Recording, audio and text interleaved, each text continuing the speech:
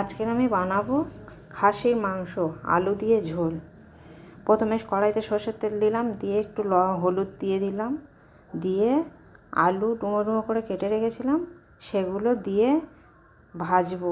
লাল লাল করে হয়ে গেলে, ভাজা হয়ে গেলে আমি তুলে নেব। কড়াইতে চিনি দিয়ে দেব, দিয়ে শুকনো লঙ্কা আর গোটা গরম মশলা ফোড়ন দিয়ে দেব, দিয়ে কুচনো পেঁয়াজগুলো দিয়ে ভালো করে ভাজতে হবে।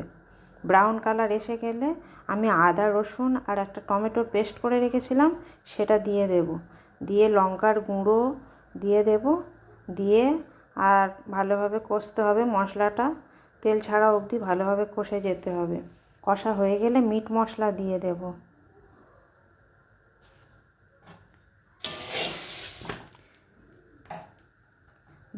দেয়া হয়ে গেলে আমি খাসির মাংসগুলো দিয়ে দেব,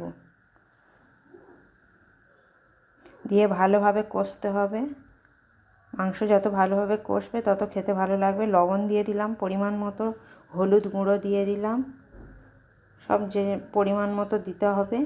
দিয়ে ভালোভাবে মাংসটাকে কষাতে হবে। যত কষাবে খাসির মাংস ততই টেস্ট হবে। দিয়ে আমি গরম জল ঢেলে প্রেসারে বসিয়ে দিয়েছিলাম, দিয়ে চারটে সিটি দিয়ে আমি নামিয়ে নিয়েছি।